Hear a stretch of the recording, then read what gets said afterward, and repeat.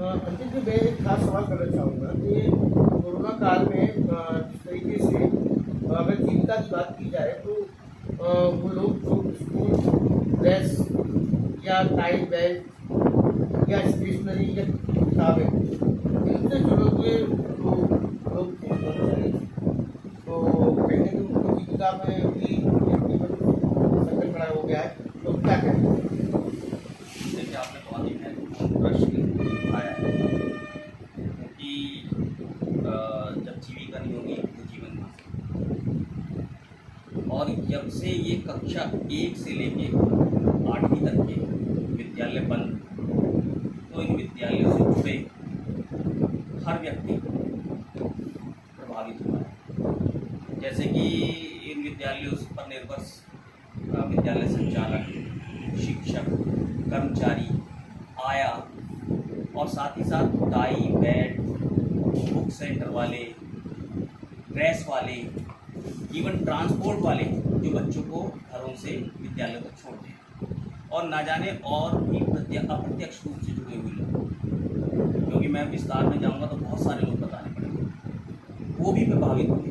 Transportation से भी जुड़े लोग जो लोग अपनी गाड़ियाँ चला के या जो ड्राइवर और जो हेल्पर क्लीनर जो लोग चलते थे, तो कहीं ना कहीं वो भी बेरोजगार।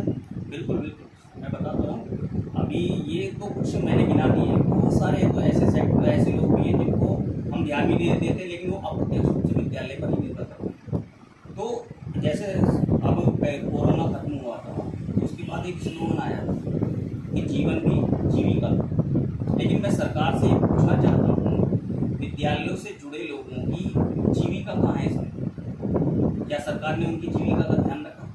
मैं मानता हूँ कि कोरोना जब था, जब कोरोना से सारा देश प्रदेश प्रभावित था, विद्यालय बंद थे, किसी को कोई आपत्ति नहीं, पूरा सहयोग किया था विद्यालय वालों ने। विद्यालय वाले तो लगभग 12-13 महीने तक बिल्कुल शांत रहे, किसी ने कोई मांग नहीं की। लेकिन जब सारी चीज़ें सामान्य हो चुकी हैं, तो ऐसी स्थिति में सरकार को सोचना चाहिए कि ये विद्यालय से जुड़े लोग मरीजी करार पड़े। और यहाँ तक कि आपने कुछ ऐसे केस भी सुने होंगे जिसमें आत्महत्या तक भी पहुँच गए हैं। अच्छा, एक और मैं आपके साथ सवाल करना चाहूँगा।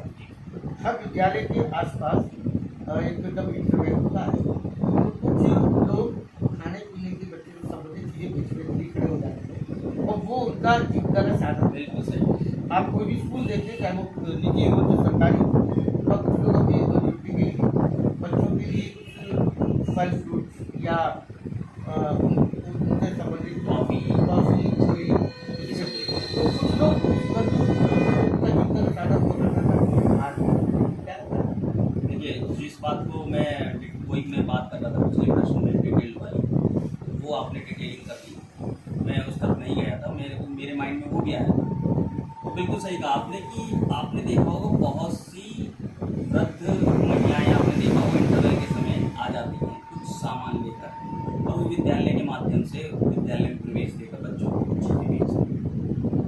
अब इसमें एक पहलू और मैं आपको बता दूँ जो शायद नहीं थी,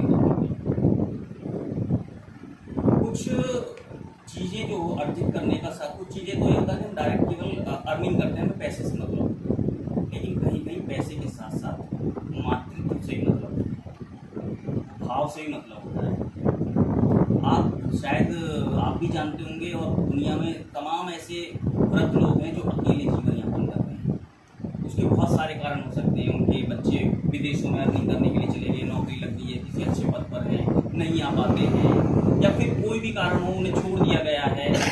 ऐसी परिस्थिति में उनके सामने जीविका उपार्जन के साथ साथ इमोशनल अटैचमेंट की जरूरत, और वो उस विद्यालय में जाकर अपना सामान बेचकर पैसा तो अर्जित करते ही हैं, लेकिन जो भाव उनको बच्चों के साथ मिलता है ना, वो ज़्यादा महत्वपूर्ण होता है उनके लिए।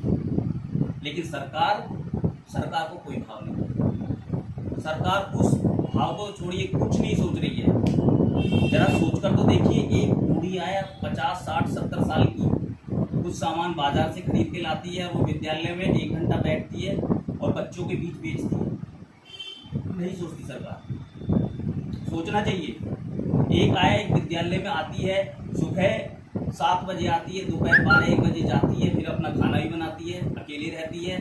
वो क्या केवल 2000 रुपये की वजह से उस विद्यालय से जुड़ी हुई है? नहीं, उसके कुछ जीवन में खालीपन है, उस खालीपन को भरने के लिए भी आती है। वो उस विद्यालय में उन बच्चों के साथ बंद है। जी, और किसी आर्थिक तंगी से ज़्यादा जो होता है ना खालीपन, वो आदमी को ज़्यादा कचोट जाता है। कम से कम उसको तो सोचना चाहिए सरकार, उस व्यक्ति के जीवन का जो खालीपन वो बच्चे भर रहे थे, आर्थिक रूप से भी और भावनात्मक रूप से भी, उसको सरकार छीन रही है। यही कहना चाह रहा था। दीदी, कहीं ना कहीं मानवीय संवेदनाओं की कमी भी होती जा रही है। बिल्कुल, मानवीय संवेदनाओं की कमी है। यदि मानवीय संवेदनाओं का ध्यान रखा जाता तो इतने लंबे समय तक विद्यालय को क्यों बंद किया जाता?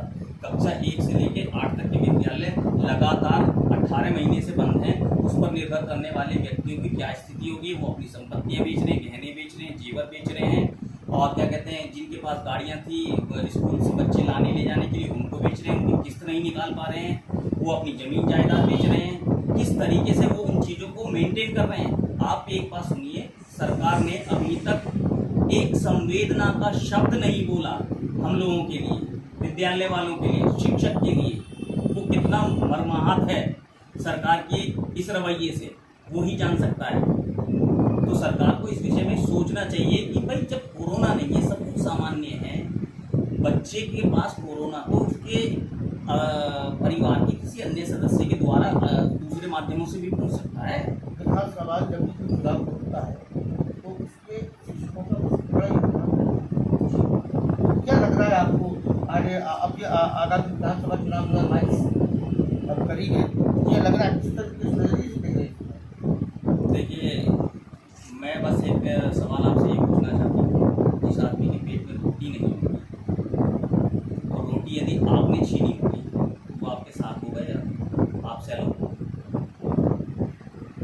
बस तो आप मेरे इशारे को साफ समझ रहे होंगे मैं क्या कहना चाहता हूँ। यानी कि मैं अगर ये कहना चाहूँ कि अगर आपको किसी का कोई बात बुरी लगी हो तो उसकी पीठ पे लात मारे, उसके पेट पे लात ना मारे, आप शायद यही कहना चाह रहे हैं। बिल्कुल बिल्कुल, उसके पेट पे लात ना मारे। यदि पेट पे मान लिया परिस्थितिवश यदि कुछ ऐसा हो रहा है, चलिए मानता कि सरकार कहीं परिस्थितिवश मजबूर हो रही है, लेकिन उसका दूसरा माध्यम भी तो है। सरकार चाहती तो प्रति माह आर्थिक मदद कर सकती थी विद्यालय वालों को, विद्यालय संचालकों की, शिक्षकों की, क्या कहते हैं, कर्मचारियों की आय आती, लेकिन सरकार ने इस मुद्दे पे भी नहीं सोचा। बिल्कुल, जैसे कि दिल्ली सरकार ने होटल संचालकों को 5000 रुपये की आर्थिक सहायता दी, जो कोरोना काल में अपने मरीजों को नजर पहुँचा रही थी। तो क्या उनसे कुछ काम नहीं हो सकता था यहाँ शिक्षकों से?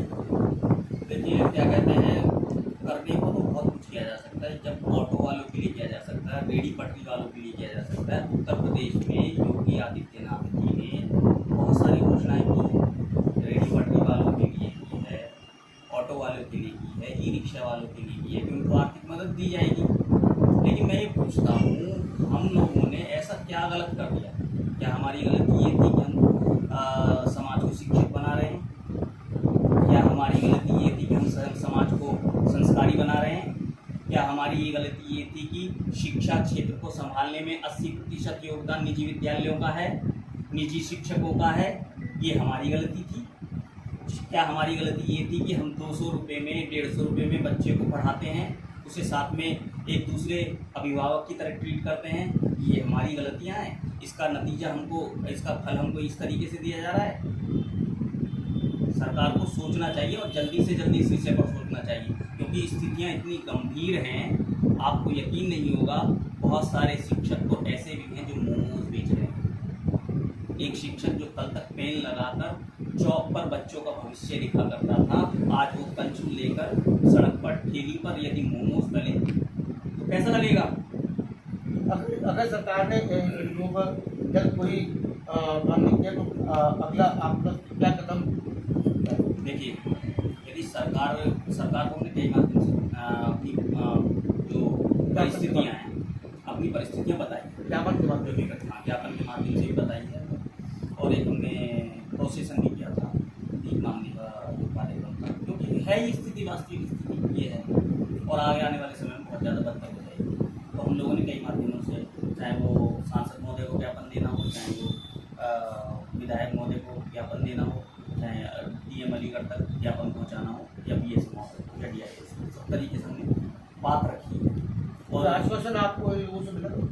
देखिए, अभी तक मुझे लगता है कोई भी ठोस आश्वासन नहीं मिला, और आप भी जानते हैं ना, अभी तक सरकार की तरफ से कोई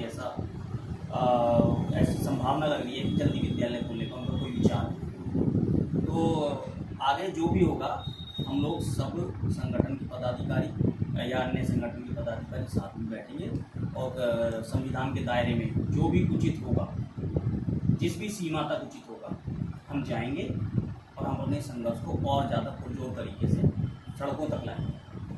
जैसा कि आज अंकित जी ने कहा कि मानवीय संवेदनाओं में कुछ कमी होती जा रही है, सरकार को इस ओर ध्यान देना होगा।